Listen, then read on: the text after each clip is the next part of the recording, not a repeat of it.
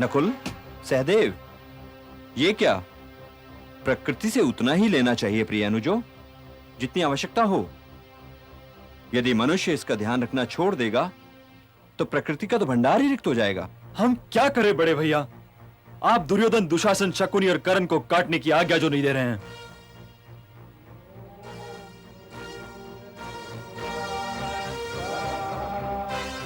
आहा, ये तो ऋषि दुर्वासा हैं।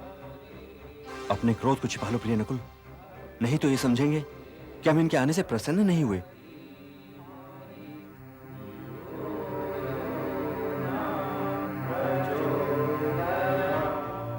प्रणाम ऋषिवर।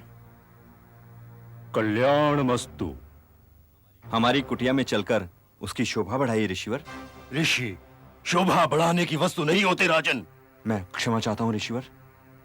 यदि तुम कुंती पुत्र ना होते तो मैं तुम्हें क्षमा ना करता।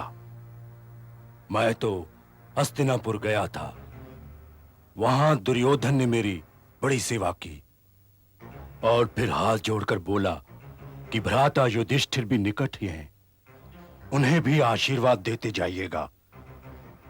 इसलिए मैं तुम्हें आशीर्वाद देने चला आया। ऋषियों के पधारने से तो हमारे सौभाग्य के द्वार खुल गए। स्नान के पश्चात हम लोग भोजन करेंगे राजन। भोजन का प्रबंध करो। जो आज्ञा ऋषिवर।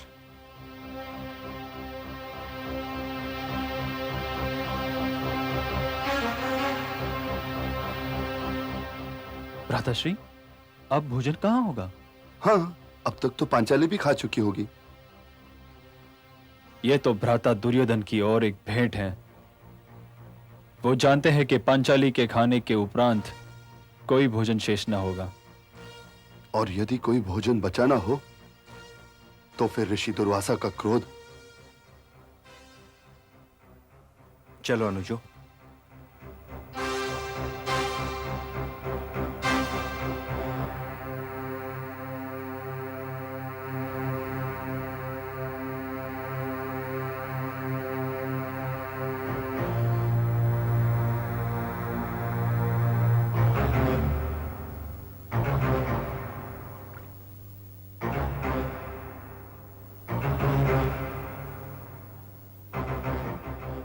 पांचाली, क्या हुआ?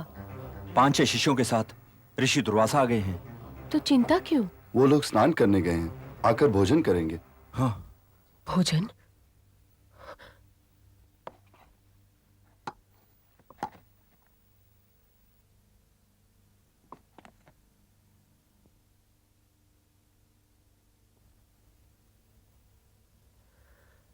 भला किसने कभी ये सोचा होगा कि इंद्रप्रस्थ की सम्राट ये सुनकर चिंता में भी पड़ सकते हैं कि उन्हें 5-6 ब्राह्मणों को भोजन करवाना है। और इंद्रप्रस्थ की पटरानी की रसोई में इस चावल के एक दाने के अतिरिक्त कुछ है ही नहीं।